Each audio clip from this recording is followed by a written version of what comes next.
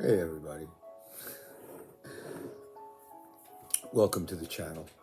A few weeks ago, I began my odyssey, my training for my birthday, which is in about 6 months. So I began a special training regimen. So far, so good. Now, along with the training, which I'm going to kind of chronicle as we go along, working different body parts and different kind of training routines as I approach my birthday. The various routines that I've used over the years to get in shape. So we'll see what happens. I've got 6 months, and I think I know what I'm doing. We'll find out. Okay, so basically, an important part of all of this is going to be nutrition. So, in addition to elevating my game physically, I'm going to have to improve my game as far as the nutrition goes. I'm not talking about going on a diet specifically. If I do any kind of a diet at all, it'll probably be the last 2 or 3 weeks before my birthday, just to kind of fine down and kind of fine tune the whole process. But it's not necessary to go on a strict diet for more than a couple of weeks, as long as you're progressively reducing your calories. In my case, I'm going to try to maintain my calories for the first few months and then just gradually reduce them, and that will improve the shape and bring out definition as much as possible for a 77-year-old man.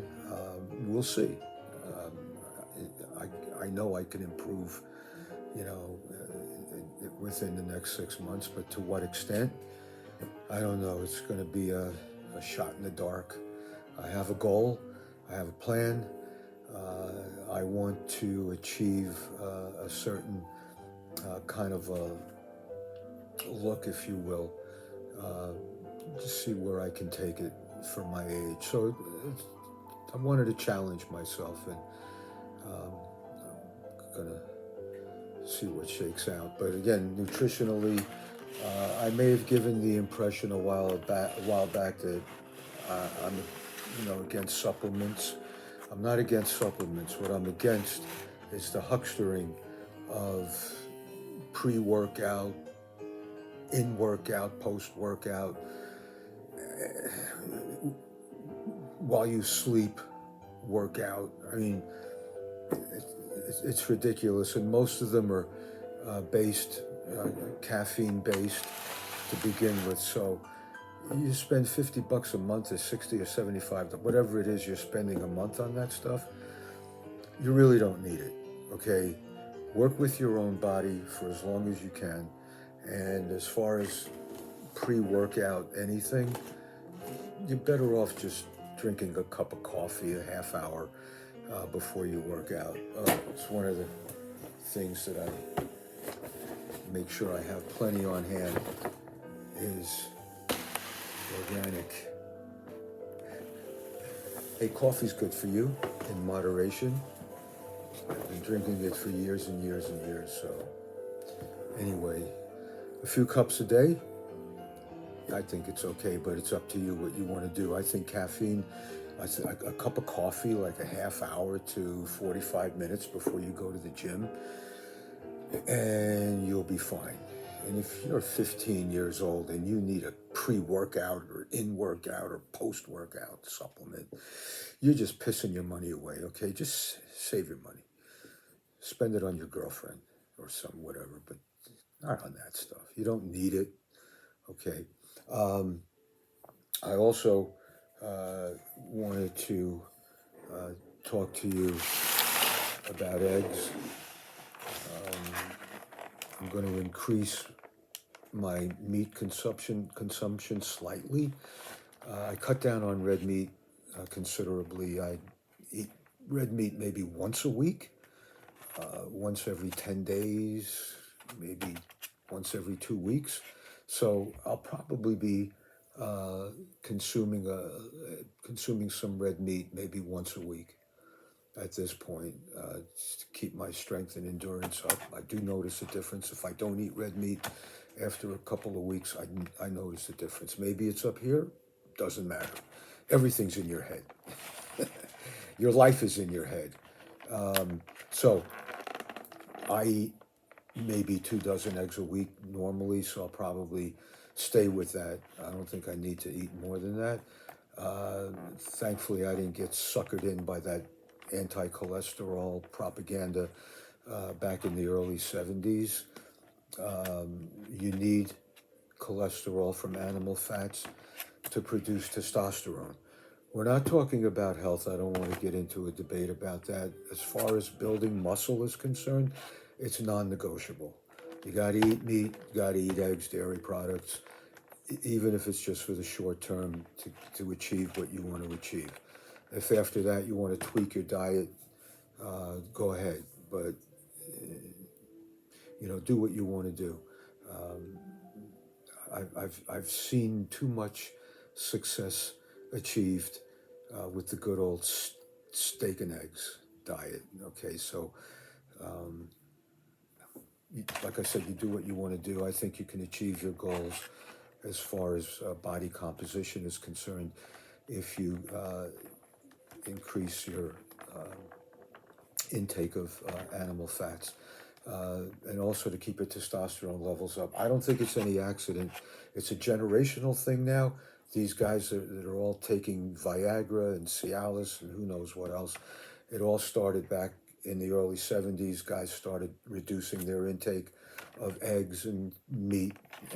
And over 2 generations now, you can see the effect. There's a tremendous lack of testosterone in this country. You see it in the colleges. Everybody's outside crying about an election. For God's sakes, there's no crying in politics. Come on, eat your steak and eggs, get in the gym, do your squats, deadlifts, bench presses, curls, rows, presses, whatever. Okay, so, and then I take vitamins. I didn't want to give you the impression that I don't take. I'm going to be taking quite a bit of supplements. I take quite a bit of supplements now. So this is not going to change too much. I'll probably increase some of it, and the protein, of course, I'm going to have to increase slightly as well.